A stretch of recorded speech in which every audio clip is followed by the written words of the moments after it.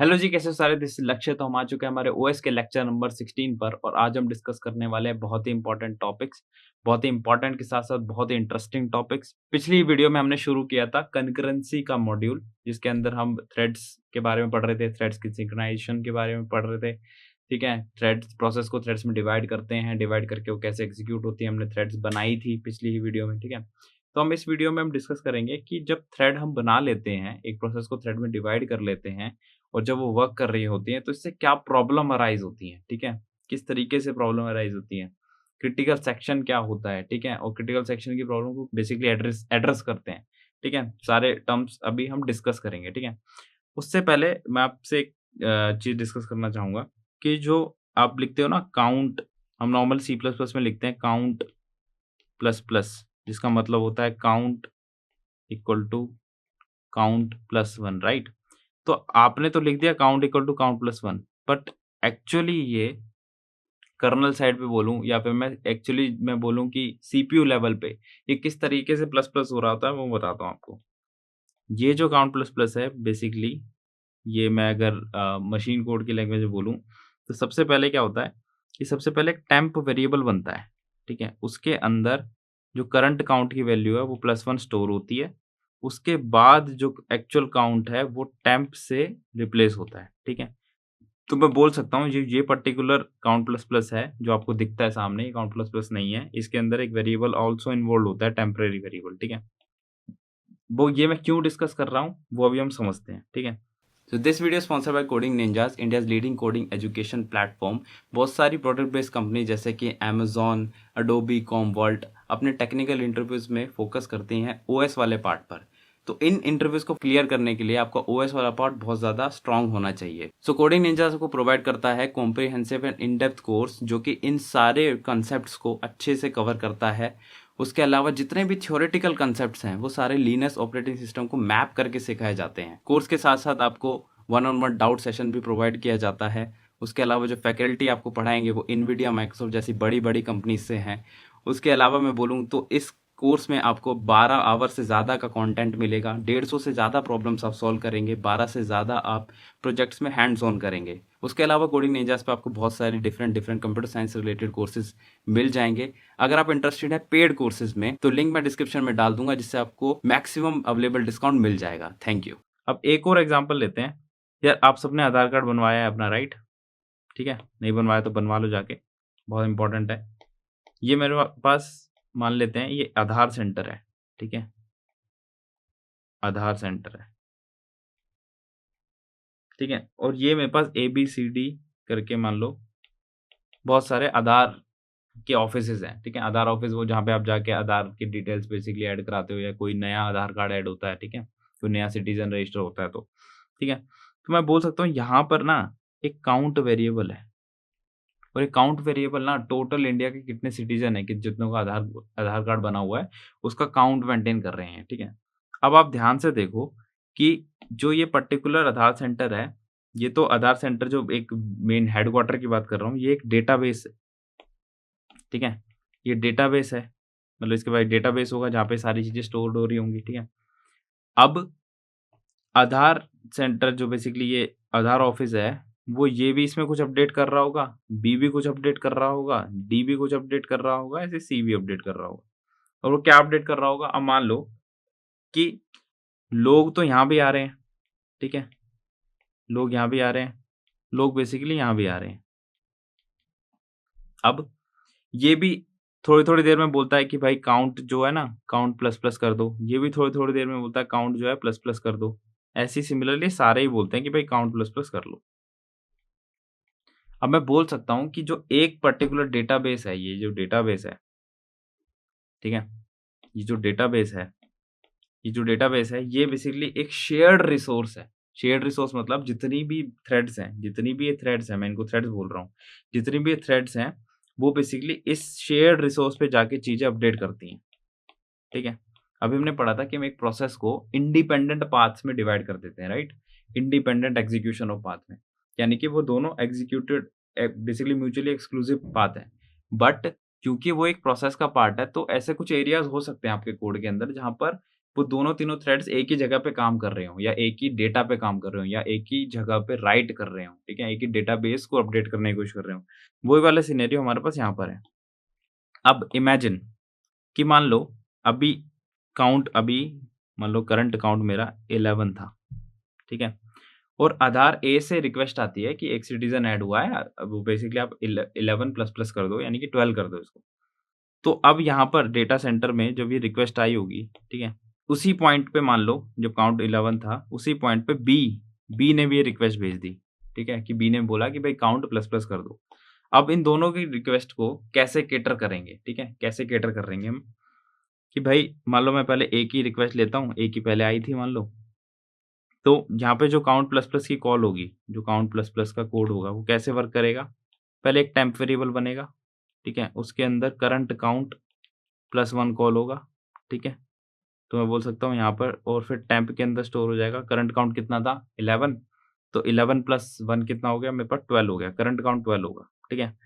अब current count जब 12 था, उसी पॉइंट पे मान लो कॉन्टेक्स्ट स्विच होता है, ठीक है? कॉन्टेक्स्ट स्विच होता है। जो बी की रिक्वेस्ट आई थी, बी की थ्रेड जो रिक्वेस्ट लेके आई थी काउंट प्लस की, अब उसे वो कैटर करने लग जाता है सीपीयू। अब क्या होगा? बी पे गया मैं, बी की रिक्वेस्ट कैटर कर रहा हूँ। बी ने भी बोला, भाई काउंट प्लस कर दो। अब बी के केस में जब temp equal to count +1 case होगा, तो यहाँ पर भी काउंट अभी क्या है? ध्यान से देखो, अभी यहाँ पे टेम्प 12 से अपडेट हुआ है, काउंट नहीं हुआ है अपडेट, ठीक है? तो अब इस केस में पहले काउंट कितना होगा? अभी भी यहाँ पे काउंट 11 ही होगा। तो यहाँ पर भी जो टेम्प की वैल्यू स्टोर होगी वो 11 बेसिकली 11 + 1 12 स्टोर होगी, ठीक है?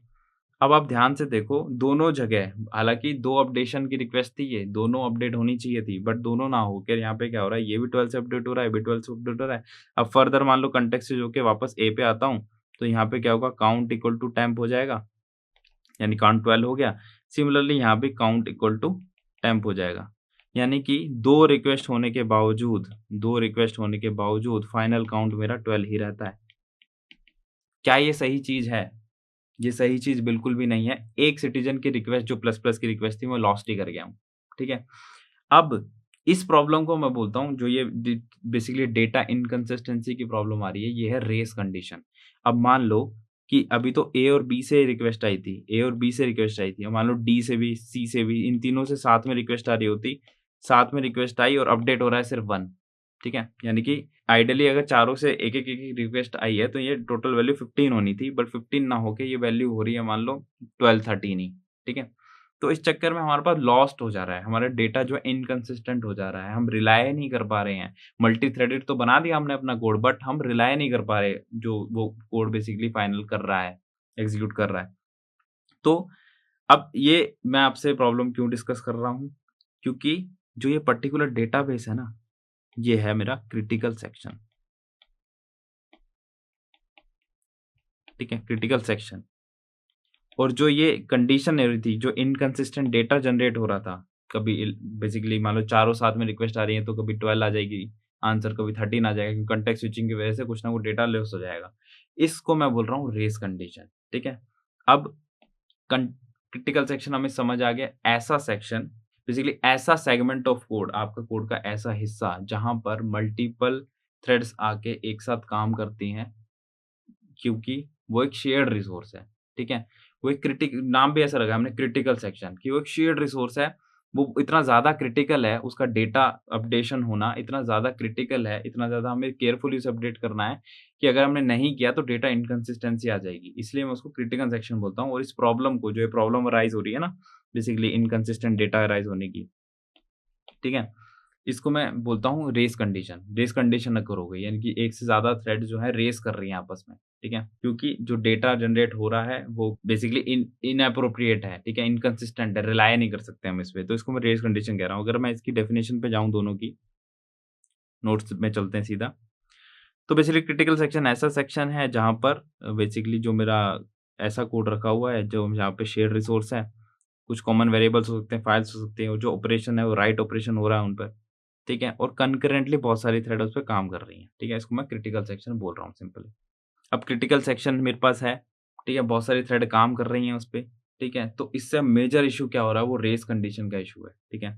अब रेस कंडीशन का इशू क्या है? Race condition issue occur when 2 और more thread can access shared data and then try to check it. ठीक है? यहाँ पे एक से ज़्यादा थ्रेड्स बेसिकली काम कर रही हैं एक ही साइमल्टेनियसली और उसको अपडेट करने की कोशिश कर रही हैं। इससे रिजल्ट क्या आता है? रिजल्ट आता है the result of the change in data is dependent on the schedule algorithm and both threads are racing to access data change. ठीक है? जैसे यहाँ पर एग्जांपल में हो रहा था ना कि ये वाली थ्रेड भी कह रही थी डेटा चेंज कर दो, ये वाली भी कह रही थी, सारी थ्रेड्स कह रही थी डेटा चेंज कर दो। इस चक्कर में रेस कंडीशन हो रही थी, यानी कि सारी थ्रेड्स आपस में रेस कर रही थी। ठीक है? बी कह रही थी मैं पहले अपडेट कर दूँ, ए कह रही थी मैं पहले अपडेट कर दूँ। अब ये कंडीशन मैं बोलूँ कि जो आउटपुट आ रही है, जो एक काउंट की आउटपुट आ रही है, किस पे डिपेंडेंट होगी? ये डिपेंडेंट होगी कि भई जो आउटपुट है वो डिपेंडेंट होगी कि थ्रेड शेड्यूलिंग किस तरीके से हो रही है। थ्रेड शेड्यूलिंग का मतलब अगर बी को पहले मौका मिल गया तो बी अपने हिसाब से डेटा चेंज कर देगा, ए को पहले मौका मिल गया तो ए अपने हिसाब से डेटा चेंज कर देगा। तो मैं बोलूँ कि मेरे पास रिलायबल डेटा तो एट एनी कॉस्ट नहीं रहेगा। इसका एग्जांपल सिंपली देते हैं, सीधा स्क्रीन पे आते हैं कि किस तरीके से डेटा इनकंसिस्टेंट है। ठीक है? हमने एक कोड लिखा है जिसके अंदर हमने क्या किया है, एक बेसिकली पाइथन का कोड है ये, सी प्लस प्लस में कुछ प्रॉब्लम आ रही थी और जीसीसी अनइंस्टॉल हो गया था। तो पाइथन पे हमने कोड लिख लिया। तो पाइथन में हमने 2 थ्रेड्स बनाई हैं। ठीक है? 2 थ्रेड्स बना के यहाँ पे स्टार्ट कर रहे हैं हम और एक टास्क है मेरा। ठीक है? वो टास्क क्या है? वो अपडेशन का ही टास्क है और अपडेशन में क्या कर रहा हूँ, मैं इसको 10 लाख बार चला रहा हूँ। ठीक है? अब 10 लाख बार चलाने के बाद मेरे पास जो 2 थ्रेड हो रही हैं, 2 थ्रेड जो हैं वो इस बेसिकली इस फंक्शन को एग्ज़ीक्यूट करेंगी। तो आइडियली होना क्या चाहिए था? आपके दिमाग में क्या आ रहा होगा? थ्रेड 1 भी मान लो बेसिकली थ्रेड 1 भी मान लो टास्क को चला रही होगी। सिमिलरली थ्रेड 2 भी टास्क को चला रहा होगा। तो आइडियली होना चाहिए ये 2 अलग-अलग इंस्टेंसेस चल रहे हैं, ठीक है? साथ में पैरेलली चल रहे हैं। तो जो आउटपुट है ना, आउटपुट वो आनी चाहिए थी 20 लैक्स, राइट? आपके दिमाग में ऐसा आ रहा होगा, बट ऐसा बिल्कुल भी नहीं होगा। देखते हैं रन करके। ये देखो, कितनी आ रही है? 20 लाख से तो कम है। दोबारा रन करूँगा, चेंज हो जाएगी वैल्यू। फिर से दोबारा रन करूँगा, चेंज हो जाएगी वैल्यू। तो मैं देख सकता हूँ कि वैल्यू ना, जो आउटपुट है, वो इनकंसिस्टेंट है। वो इनकंसिस्टेंट है। इनकंसिस्टेंट क्यों है? कि अब ये 2 थ्रेड चल रही हैं, तो डिपेंडिंग ऑन शेड्यूलिंग एल्गोरिथम जिस तरीके से शेड्यूल हो रही है, उसी हिसाब से ये वैल्यू चेंज हो रही हैं और बेसिकली आउटपुट आ रही है। और ये प्रॉब्लम आ क्यों रही है? ये प्रॉब्लम आ रही है जो हमने अभी डिस्कस किया था इस वजह से, कि जो ये काउंट प्लस 1 होता है, ये टेम्प वेरिएबल में स्टोर होके होता है। तो जिस चक्कर में मान लो टेम्प वेरिएबल में जब स्टोर हुआ यहाँ पे, इस पोज़ीशन पे अगर कॉन्टेक्स्ट स्विच हो गया, तो इस चक्कर में क्या होगा, मेरे पास टेम्प तो बेसिकली काउंट तो अपडेट हुआ ही नहीं, तो जो दूसरी थ्रेड के लिए काउंट तो पुरानी ही वैल्यू होगी। तो इस चक्कर में मेरे पास इनकंसिस्टेंट डेटा जनरेट हो जाता है। ठीक है? तो ये मेरे पास प्रॉब्लम हो गई, हमने देख ली। इसको मैं क्रिटिकल सेक्शन प्रॉब्लम भी बोल देता हूँ। ठीक है? Critical section problem. अब प्रॉब्लम तो हमने देख ली, ठीक है? प्रॉब्लम तो हमने देख ली, अब इसका सॉल्यूशन क्या है? ठीक है? रेस कंडीशन का क्या सॉल्यूशन होगा? पहला सॉल्यूशन जो हमारे दिमाग में आता है, वो आता है कि जो ये पर्टिकुलर जो काउंट है, तो ये काउंट में किस तरीके से जो काउंट प्लस प्लस है, वो पहले टेम्प में स्टोर होता है, ठीक है? टेम्प में प्लस 1 होता है, फिर उसके बाद काउंट में टेम्प स्टोर होता है। इसको अगर मैं किसी तरीके से एक एटॉमिक ऑपरेशन बना दूँ, एटॉमिक ऑपरेशन का मतलब है कि ये सिंगल बेसिकली एक ही सीपीयू साइकिल में एग्ज़ीक्यूट हो जाए, ठीक है? एक ही सीपीयू साइकिल में एग्ज़ीक्यूट हो जाए, ये बेसिकली डिवाइड ना हो 1 से 2 सीपीयू साइकिल में, जैसे 2 सीपीयू साइकिल में डिवाइड होगी, इस तरीके से 2 सीपीयू साइकिल में डिवाइड ना हो, एक ही में हो जाए। तो इसको मैं अगर एटॉमिक ऑपरेशन बना दूँगा, तो मेरा काम बन जाएगा, राइट? तो सी प्लस प्लस के अंदर ना यार आपके पास एक एटॉमिक वेरिएबल बनाने का सपोर्ट होता है, ठीक है? एटॉमिक वेरिएबल बना सकते हो आप कोई भी। तो एटॉमिक वेरिएबल बनाने से क्या होगा, वो थ्रेड सेफ होता है फिर, ठीक है? थ्रेड सेफ का मतलब हुआ कि वो इनकंसिस्टेंट रिजल्ट कभी भी जनरेट नहीं करेगा। कोई भी थ्रेड अगर उस पर्टिकुलर वेरिएबल पे अगर कोई भी बेसिकली राइट ऑपरेशन कर रही है, कोई भी मैनिपुलेशन कर रही है, तो मैनिपुलेशन कंप्लीट होगा, तभी कॉन्टेक्स्ट स्विच होगा, ठीक है? तो मैं ये काम कर सकता हूँ, बट ये बस सारी लैंग्वेजेज़ में होता नहीं है, ठीक है? दूसरा तरीका मेरा क्या है? दूसरा तरीका है मैं किसी तरीके से ना म्यूचुअल एक्सक्लूजन ले आऊँ। म्यूचुअल एक्सक्लूजन का मतलब क्या है कि मान लो ये पर्टिकुलर क्रिटिकल सेक्शन है, ठीक है? तो जो T1 T2 थ्रेड है ना, वो इसको साइमल्टेनियसली एग्जीक्यूट ना करे। साइमल्टेनियसली एग्जीक्यूट ना करके पहले T1 एग्जीक्यूट करे, T1 एग्जिट कर जाए, ये पहली हो गई, फिर उसके बाद T2 आए, फिर T2 एग्जीक्यूट कर जाए। तो इससे मैं देखूं तो मैं पैरेलली क्रिटिकल सेक्शन को एग्जीक्यूट नहीं कर रहा हूं, मैं इसको दो मैंने सीक्वेंशियल कर दिया इस काम को, ठीक है। सीक्वेंशियल का मतलब T1 एग्जीक्यूट हो रही है, फिर T2 एग्जीक्यूट हो रही है, या फिर मैं T2 एग्जीक्यूट कर दूं और T1 एग्जीक्यूट कर दूं। इसको मैं कैसे कर सकता हूं, म्यूचुअल एक्सक्लूजन मैं कैसे ला सकता हूं, इसके लिए जो आपकी कोई भी लैंग्वेज है ना, वो आपको सपोर्ट देती है लॉक्स का। लॉक्स, म्यूटेक्स भी बोल देते हैं इसको, म्यूटेक्स लॉक्स प्रोवाइड करती है कोई भी लैंग्वेज। सी प्लस उसमें म्यूटेक्स बना सकते हैं, म्यूटेक्स को लॉक कर सकते हैं, ठीक है, लॉक कर सकते हैं। लॉक करने के बाद आप म्यूचुअल एक्सक्लूजन ला सकते हो, यानी कि जब T1 थ्रेड लॉक करेगी तो T2 अंदर नहीं जा पाएगी, T2 पहले लॉक कर देगी तो T1 अंदर नहीं जा पाएगी। जब T1 अगर अंदर चली गई पहले लॉक करके, तो जब तक T1 अनलॉक नहीं करेगी T2 अंदर नहीं जा सकती क्रिटिकल सेक्शन में, ठीक है। तीसरा तरीका होता है मैं सीमा फोर्स यूज कर लूं, ठीक है।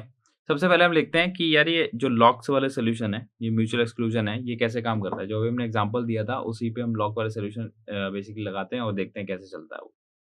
आ जाओ, ये बेसिकली हमने क्या किया है, सेम कोड है हमारे पास, ठीक है। सेम कोड में हमने क्या किया, ये बेसिकली टास्क है और ये मेरे पास लॉक है, ये मैंने लॉक बना दिया, एक लॉक सिंपल ताला है, ठीक है। वो क्या कर रहा है, बेसिकली रूम में मैं किसी एक बंदे को एक बार में जाने दूंगा, ठीक है, जब तक वो बाहर नहीं आ जाता नेक्स्ट बंदा नहीं जा सकता अंदर, ऐसा ही कुछ हो रहा है यहाँ पे, ठीक है। तो ये पर्टिकुलर सेक्शन क्रिटिकल सेक्शन था, ठीक है। जो काउंट प्लस प्लस की चीज़ थी, इसको मैं क्रिटिकल सेक्शन बना रहा हूँ कि भाई कोई एक थ्रेड जाएगी, जब तक वो प्लस प्लस नहीं कर देती दूसरी थ्रेड प्लस प्लस नहीं करेगी, ठीक है। तो हमने पहले लॉक एक्वायर किया, फिर रिलीज़ कर दिया, ऐसा कोड लिखा हुआ है। अब मैं इसको जब चलाऊँगा तो अब देखो क्या वैल्यू आती है। अब मैं जितनी बार भी चलाऊँ वैल्यू हमेशा एक कंसिस्टेंट वैल्यू आएगी, ठीक है। एक डिटर्मिनेंट वैल्यू आएगी, मैं बता सकता हूँ क्या वैल्यू आएगी। पहले क्या हो रहा था, वैल्यू चेंज हो जा रही थी, ठीक है। अब क्या हो रहा है एग्जैक्टली, अब क्या हो रहा है एग्जैक्टली, अब भी वहां पर क्रिटिकल सेक्शन तो अब भी अवेलेबल है, ठीक है। बट अब क्या हो रहा है, T1 थ्रेड अगर अंदर जा रही है तो वो क्या कर दे रही है, वो बेसिकली इसको लॉक कर दे रही है। लॉक करने के बाद क्या हो रहा है, जो T2 थ्रेड है, T2 थ्रेड अगर इसको ट्राई करेगी तो वो कर नहीं पाएगी इसको एक्सेस, ठीक है। इस तरीके से काम हो रहा है। तो यहाँ पे म्यूचुअल एक्सक्लूजन हम ले आए, ठीक है। अगर T1 पहले शेड्यूल हुई तो T1 के बाद ही T2 जा पाएगी अंदर, ठीक है। ऐसा नहीं होगा कि T1 T2 दोनों ही एक बारी में प्रेजेंट है क्रिटिकल सेक्शन के अंदर। तो इस तरीके से जो बेसिकली लॉक्स हैं, हमारे लॉक्स हैं, वो क्रिटिकल सेक्शन प्रॉब्लम को सॉल्व कर देते हैं, ठीक है।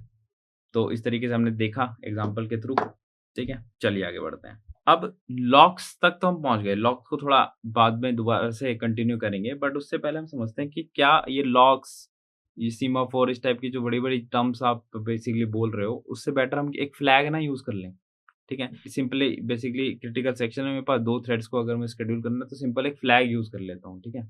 एक फ्लैग यूज कर लूंगा, फ्लैग यूज कर लूंगा तो काम मेरा बन जाएगा। बट इतना सिंपल नहीं है ये। तो can we use single flag, can we use single flag. But उससे पहले हम डिस्कस करते हैं, कोई भी क्रिटिकल सेक्शन को सॉल्व करने का सोल्यूशन होगा ना, उसके अंदर तीन चीजें होनी चाहिए, ठीक है। तीन चीजें होनी चाहिए कि भाई जो solution of critical section should have three conditions. पहली कंडीशन क्या है, म्यूचुअल एक्सक्लूजन होना। म्यूचुअल एक्सक्लूजन हम समझ गए कि एक बारी में एक ही थ्रेड बेसिकली क्रिटिकल सेक्शन के अंदर जा पाए, ठीक है। दूसरा होता है प्रोग्रेस। अब प्रोग्रेस कंडीशन डिस्कस करते हैं। प्रोग्रेस क्या है कि अब मान लो मेरे पास कोई क्रिटिकल सेक्शन है, ठीक है, और मेरे पास दो थ्रेड्स हैं T1 एंड T2, ठीक है। अब ये दोनों ही जो है वो क्रिटिकल सेक्शन से अभी बाहर हैं, ठीक है। तो अब मैं बोलता हूँ कि प्रोग्रेस का मतलब है कि अगर कोई भी थ्रेड, कोई भी मान लो दो थ्रेड्स हैं, कोई भी थ्रेड अगर बेसिक क्रिटिकल सेक्शन के अंदर नहीं है तो किसी और थ्रेड को क्रिटिकल सेक्शन में जाने से ना रोके, ठीक है। इसका मतलब अगर क्रिटिकल सेक्शन फ्री है तो कोई भी थ्रेड क्रिटिकल सेक्शन में जा पाए, यानी सबको इक्वल अपॉर्चुनिटी मिले, जो जाना चाहती है वो चली जाए, ठीक है। इसका मतलब होता है प्रोग्रेस, ठीक है। ऐसा कोई फिक्स्ड ऑर्डर ना हो कि जब तक T1 नहीं जाएगी T2 नहीं जाएगी, ठीक है? ऐसा कुछ फिक्स ऑर्डर ना हो कि T1 नहीं जाएगी तो T2 नहीं जाएगी, ऐसा ऑर्डर नहीं होना चाहिए। T2 नहीं जाएगी तब तक T1 नहीं जाएगी, ऐसा कोई भी ऑर्डर नहीं होना चाहिए। जोन-सी पहले जाना चाहती है वो चली जाए। इस तरीके से जो मेरा सीएस को सॉल्व करने का, क्रिटिकल सेक्शन प्रॉब्लम को सॉल्व करने का सॉल्यूशन है, उसके अंदर प्रोग्रेस वाली कंडीशन भी होनी चाहिए। इसके बारे में आगे थोड़ी देर में डिस्कस करेंगे हम फर्दर, ठीक है? तीसरा होता है मेरा बाउंडेड वेट, बाउंडेड वेटिंग बोल सकते हैं इसको। बाउंडेड वेटिंग का मतलब है कि कोई भी थ्रेड हो ना, कोई भी थ्रेड वो इंडेफिनिट वेट ना करे।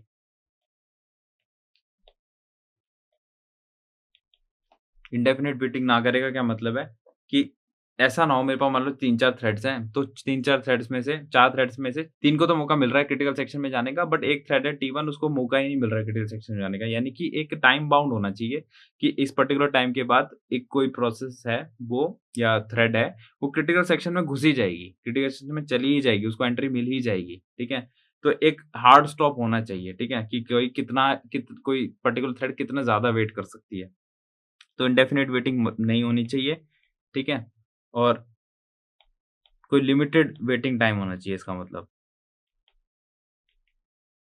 बट जो ये तीसरी कंडीशन है ना, ये कोई ज़्यादा फुलफिलिंग कंडीशन नहीं है, कोई ज़्यादा मैंडेटरी कंडीशन नहीं है। पहली 2 कंडीशन है ये ज़रूर होनी चाहिए, कोई भी सॉल्यूशन आप प्रपोज़ कर रहे हो क्रिटिकल सेक्शन का तो, ठीक है?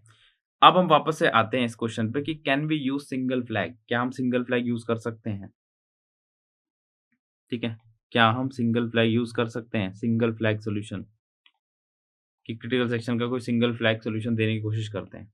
अब एक सॉल्यूशन प्रपोज़ कर रहे हैं हम, ये मैंने जल्दी से ड्रॉ कर दिया है। इसमें क्या है, हम क्या कर रहे हैं, एक टर्न फ्लैग का यूज़ कर रहे हैं, ठीक है? टर्न फ्लैग का यूज़ कर रहे हैं और 2 थ्रेड्स हैं तो इसकी 2 वैल्यूज़ हो सकती हैं, या तो 0 या 1, ठीक है? या तो 0 या 1। तो अब इस केस में देखो मान लो T1 थ्रेड है, ये T2 थ्रेड का केस है। फर्स्ट केस ले लेते हैं, फर्स्ट केस में मान लो मैंने टर्न की वैल्यू 0 ले ली, 1 नहीं 0 ले ली।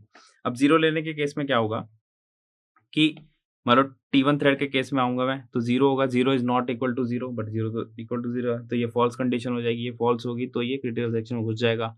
अब इसी केस में जो T2 है, T2 में क्या हो रहा होगा, जो 0 है नॉट इक्वल टू 0 है, ठीक है? This is true. अब ट्रू के चक्कर में क्या हो जाएगा, ये जो T2 थ्रेड है ये यहाँ पे वेट करती रह जाएगी, ये व्हाइल लूप में फँस जाएगी, ये वेट करेगी। अब इस केस में, इस कंडीशन में जब 0 था तो ये तो क्रिटिकल सेक्शन में घुस गई।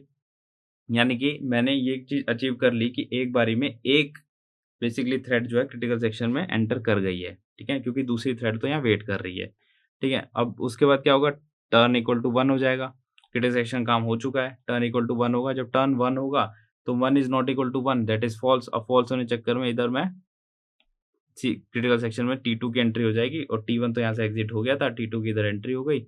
इस चक्कर में क्या हुआ, जब T1 जो है, T1 पहले शेड्यूल हुआ फिर T2 शेड्यूल हो गया, ठीक है? तो मैं बोल सकता हूँ कि मैंने म्यूचुअल एक्सक्लूजन जो है वो अचीव कर लिया है। सिमिलरली अगर मान लो दूसरा केस ले लेता हूँ, मान लो स्टार्टिंग में टी टर्न जो है 1 होता, अगर टर्न 1 होता तो सबसे पहले 1 इज़ नॉट इक्वल टू 1 ये फॉल्स हो जाता, तो T2 को पहले मौका मिलता, ऐसे T1 को मौका मिलता, फिर T1 को मौका मिलता, ठीक है? तो इस तरीके से काम मिलता। तो मैं बोल सकता हूँ कि जो सिंगल फ्लैग की मदद से भी मैंने म्यूचुअल एक्सक्लूजन तो बेसिकली अचीव कर लिया है। बट जो दूसरी कंडीशन थी मेरी, जो दूसरी इंपॉर्टेंट कंडीशन थी प्रोग्रेस, ठीक है? जिसमें था कि अगर कोई भी मान लो जब जब t इक्वल टू 0 है, जब कोई भी थ्रेड क्रिटिकल सेक्शन में नहीं है, सब बेसिकली क्रिटिकल सेक्शन से भी बाहर ही हैं, ठीक है? दोनों थ्रेड मान लो T1 और T2 भी बाहर ही हैं।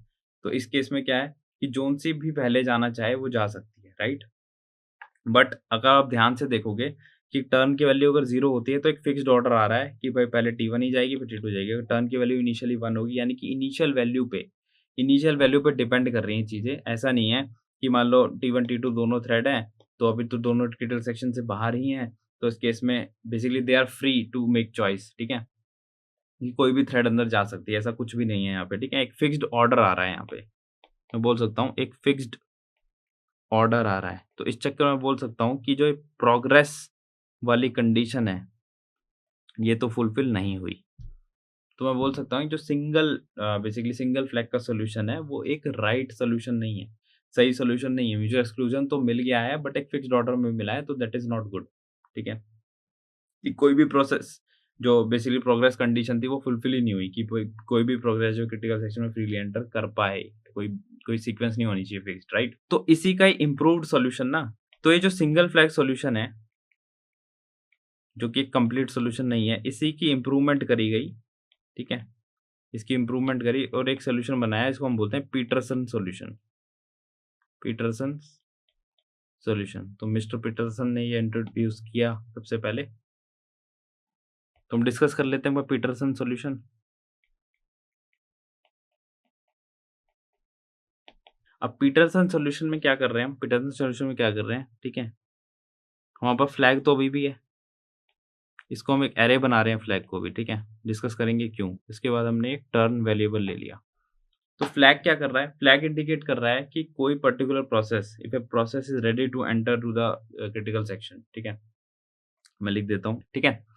तो अब हम डिस्कस करते हैं कि ये किस तरीके से काम कर रहा है। तो फ्लैग जो है, फ्लैग जो मैंने वेरिएबल बनाया है, वो क्या कर रहा है, वो एक 2 की एरे है, ठीक है?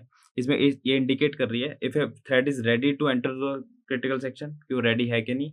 और रेडी कैसे पता चलेगा, जो फ्लैग ऑफ आई है वो ट्रू हो गया, अगर ith इंडेक्स ट्रू हो गई तो मतलब वो पर्टिकुलर जो बेसिकली थ्रेड है वो एंटर करने के लिए रेडी है, वो बोल रही है मैं रेडी हूँ, ठीक है? दूसरा टर्न का मतलब है कि वो इंडिकेट कर रहा है कि कौन सी थ्रेड की टर्न है। ये बेसिकली सिंपल जो पिछले फ्लैग वेरिएबल था ना 0 1 0, वो उसी तरीके से है ये। इसकी वैल्यू 0 या 1 हो सकती है, ठीक है? अब एक बार सॉल्यूशन डिस्कस कर लेते हैं। सॉल्यूशन कैसा है और ये किस तरीके से वर्क कर रहा है, और ये प्रोग्रेस वाला जो कंडीशन जो पिछले वाले सॉल्यूशन में नहीं थी वो कैसे अचीव कर रहा है। तो यार सॉल्यूशन ही कुछ इस तरीके से दिख रहा है। इसके अंदर हमने क्या करा, वही दोनों फ्लैग्स का यूज़ किया है, ठीक है? फ्लैग भी यूज़ किया, टर्न भी यूज़ किया है। अब देखो ये किस तरीके से काम करेगा, ठीक है? अब मान लो इसके अंदर पीटरसन सॉल्यूशन वर्क कैसे करता है, इसको डिस्कस करते हैं। ये T1 थ्रेड है, ये T2 थ्रेड है, ठीक है? अब मान लो कि सबसे पहले मान लो T1 शेड्यूल होती है, T1 शेड्यूल हुई तो फ्लैग ऑफ 0 ट्रू सेट हो जाएगा, ये टर्न 1 सेट हो जाएगा। उधर मान लो T2 भी साथ में बेसिकली कंटिन्यू होती है, यहाँ फ्लैग ऑफ 1 ट्रू सेट हो जाएगा।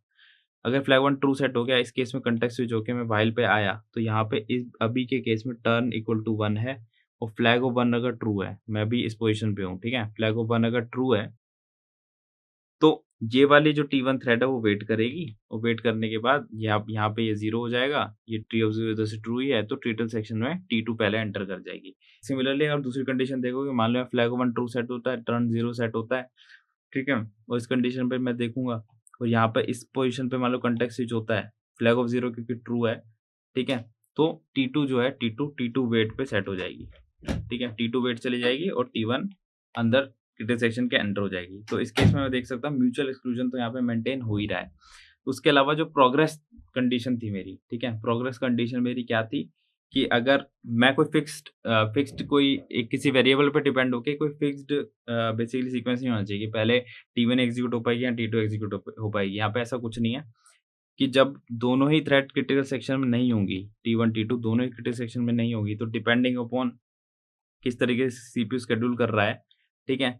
कोई भी थ्रेड जा सकती है अंदर, कोई भी थ्रेड बेसिकली अंदर जा सकती है। T2 भी पहले जा पा रही है, T1 भी पहले जा पा रही है, डिपेंडिंग अपॉन किस तरीके से कॉन्टेक्स्ट स्विचिंग हो रही है, ठीक है? तो दोनों को बेसिकली इक्वल मौका है। ऐसा कोई सिंपल किसी एक वेरिएबल जैसे पिछले सिंगल फ्लैग के केस में क्या हो रहा था, किसी भी एक पर्टिकुलर वेरिएबल की वजह से, किसी एक पर्टिकुलर वैल्यू की वजह से एक फिक्स्ड मैं बोल सकता हूँ फिक्स्ड सीक्वेंस आ रहा था कि टर्न की वैल्यू जो इनिशियल होगी उस हिसाब से डिसाइड होगा कि क्या सीक्वेंस होगा। बट यहाँ पर टर्न की वैल्यू जैसा कोई इनिशियल कुछ है नहीं, जिस तरीके से बेसिकली सीपीयू शेड्यूल करेगा उस तरीके से चीज़ें यहाँ पे शेड्यूल हो जाएँगी। T1 T2 शेड्यूल हो जाएगा या T2 T1 शेड्यूल हो जाएगा, ठीक है? तो किसी वेरिएबल पे बेस्ड जैसे टर्न वेरिएबल बेस्ड ऐसा कुछ पर्टिकुलर सीक्वेंस नहीं निकल रही है यहाँ पे, बेसिकली इक्वल मौका मिल रहा है। तो मैं बोल सकता हूँ कि जो प्रोग्रेस वाली चीज़ थी, वो यहाँ पर है। पीटरसन सॉल्यूशन में बोथ म्यूचुअल एक्सक्लूजन और दूसरा अपना क्या था? प्रोग्रेस, दोनों ही अवेलेबल है, ठीक है? तो बट प्रॉब्लम क्या है, ये जो पीटरसन सॉल्यूशन है ना, पीटरसन सॉल्यूशन जो है, वो बेसिकली 2 थ्रेड्स के लिए जो है ना, वो सेफ है बस, ठीक है? 2 से ज़्यादा के लिए पर्टिकुलर सॉल्यूशन बना नहीं है, क्योंकि सिर्फ़ 2 ही थ्रेड्स के लिए सेफ है, 2 ही थ्रेड्स के लिए यूज़ करना ठीक है, तो ये ज़्यादा मैं बोल सकता हूँ ज़्यादा उसके लिए बना नहीं है, ज़्यादा एक्सटेंसिवली यूज़ भी नहीं होता, ठीक है? तो अभी हमने जो लॉक्स डिस्कस किए थे, ठीक है? लॉक्स पे वापस से आते हैं। लॉक्स क्या था हमारा? लॉक सिंपली क्रिटिकल सेक्शन के अराउंड मैं बेसिकली पहले एक लॉक सेट कर देता हूँ जो भी थ्रेड आती है, ठीक है? और फिर इसके बाद वो थ्रेड उसको क्रिटिकल सेक्शन को अनलॉक करती है और बाहर चली जाती है। तो इस चक्कर में कोई भी एक ही थ्रेड पहले अंदर जा पाती है, तो म्यूचुअल एक्सक्लूजन यहाँ पे इस तरीके से एन्श्योर हो रहा है, ठीक है? बट लॉक्स को जो मैं यूज़ करता हूँ, इसकी वजह से ना कुछ डिसएडवांटेजेस आती हैं, ठीक है? हम एक बार डिस्कस करते हैं लॉक्स की क्या डिसएडवांटेजेस हैं। तो सबसे पहले डिसएडवांटेजेस है कंटेंशन होना। कंटेंशन का मतलब है कि मान लो कोई मेरे पास ये क्रिटिकल सेक्शन है, कोई एक थ्रेड आई यहाँ पे T1, अब जो T2 थ्रेड है और मान लो T3 थ्रेड है, ये भी अंदर जाना चाहती थी। तो क्योंकि अभी T1 यहाँ पे अंदर घुस चुकी है, T1 बेसिकली घुस चुकी है, तो T2 और T3 जो है ना, वो यहाँ पे बिज़ी वेट करेंगी। बिज़ी वेटिंग का मतलब होता है कि वो CPU cycles basically CPU cycle खाती रहेंगी। वो एक पर्टिकुलर लॉक पे, एक वेरिएबल पे वेट करती रहेंगी, ये कब अवेलेबल होगा, कब अवेलेबल होगा, तो ये सीपीयू साइकिल बेसिकली खा रही होंगी। अब मान लो यहाँ पे क्योंकि T2, T3 यहाँ पे सीपीयू साइकिल्स को अभी लेके बैठी हैं और T1 क्रिटिकल सेक्शन में है और किसी वजह से कोई एक्सेप्शन आ जाती है और ये जो T1 थ्रेड है, ये डेड हो गई किसी वजह से। तो क्या होगा, T2 और T3 ना इनफाइनाइट वेट पे चली जाएँगी। इनफाइनाइट वेट पे चली जाएँगी। इनफाइनाइट वेट पे क्यों चली जाएँगी? क्योंकि कभी भी ये जो लॉक जो T1 ने एक्वायर किया था, ये कभी अनलॉक ही नहीं होगा। जब अनलॉक नहीं होगा तो T2, T3 का क्या होगा? वो हमेशा इनफाइनाइट वेट पे चली जाएँगी। तो एक कंटेंशन की प्रॉब्लम जो है लॉक्स में आ सकती है, इसलिए हमें बहुत ही सावधानी से कोड लिखना होता है कि अगर कोई एक्सेप्शन आ भी गई तो हम क्या करेंगे? थ्रेड को एग्ज़िट नहीं होने देंगे। हम जब तक थ्रेड एग्ज़िट नहीं होगी, जब तक हम उसे अनलॉक नहीं कर देते। ठीक है? दूसरा दूसरा इससे डेडलॉक आ सकता है। ठीक है, अभी डेडलॉक क्या है? डेडलॉक के बारे में हम आगे फर्दर डिस्कस करेंगे डिफरेंट लेक्चर में, बट यहाँ पे छोटा-सा हिंट दे देते हैं। डेडलॉक में क्या है कि मान लो कोई मेरे पास ये प्रोसेस है P1 और ये प्रोसेस है P2, ठीक है? प्रोसेस बोल दूँ या थ्रेड बोल सकता हूँ, ठीक है? और ये मेरे पास R1, R2 2 रिसोर्सेज़ हैं, ठीक है? अब मान लो कि जो R1 रिसोर्स है वो P1 को एलोकेटेड है, ठीक है? और R2 रिसोर्स जो है वो P2 को एलोकेटेड है। बट ये जब तक आगे काम नहीं शुरू कर कर सकते, जब तक P1 को बेसिकली R2 रिसोर्स नहीं मिल जाता और P2 को R1 रिसोर्स नहीं मिल जाता। तो अब आप यहाँ ध्यान से देखो कि P1 जब तक नहीं चलेगा, P1 के पास R1 पहले से ही है। P1 जब तक नहीं चलेगा, जब तक R2 उसको नहीं मिल जाता रिसोर्स, और P2 जब तक नहीं चलेगा, जब तक उसे R1 रिसोर्स नहीं मिल जाता, P2 के पास R2 पहले से है। तो अब एक सिचुएशन ऐसी हो गई कि डेडलॉक हो गई। अब ये डेडलॉक सिचुएशन हो गई कि P1 को R2 चाहिए, P2 को R1 चाहिए और दोनों ही एक-एक रिसोर्स लेके बैठे हैं। जैसे P1 R1 लेके बैठा है, P2 R2 लेके बैठा है। तो इस केस में एक डेडलॉक हो गया। बेसिकली सिचुएशन ऐसी आ गई कि यहाँ पे ब्लॉक कभी फ्री ही नहीं होंगे और ये प्रॉब्लम बेसिकली इनफाइनाइटली हो गई, हैंग पड़ गया, सिस्टम पूरा हैंग हो गया, ठीक है? तो ये डेडलॉक की सिचुएशन यहाँ पे अराइज़ हो जाती है। तीसरा, डीबगिंग में थोड़ा मुश्किल आता है। कभी भी ट्राई करना, मल्टी थ्रेडेड कोड को डीबग करते हैं ना, तो जब डीबग कर रहे होते हैं नेक्स्ट नेक्स्ट करके, ठीक है, आप छोटा-छोटा एग्ज़ीक्यूट प्रिंटफ डाल रहे हो, तो क्योंकि वो सिंक बेसिकली मैं बोलूँ कि साइमल्टेनियसली चल रही है, ठीक है? सिंक में चल रही है, तो इस चक्कर में क्या प्रॉब्लम आती है कि आपको अनएक्सपेक्टेड कभी कोई थ्रेड दिखेगी, कभी कोई थ्रेड, कभी कोई थ्रेड, कभी कोई थ्रेड, तो डीबगिंग में काफ़ी प्रॉब्लम आती है, ठीक है? कोई सीक्वेंशियल आपको फ्लो ही नहीं दिखता। कभी आप T1 थ्रेड में होगे, कभी आप T2 थ्रेड में होगे, तो किस तरीके से वेरिएबल कैसे मूव कर रहे हैं, वो पता ध्यान से चलेगा नहीं। दूसरा आता है स्टार्वेशन की प्रॉब्लम।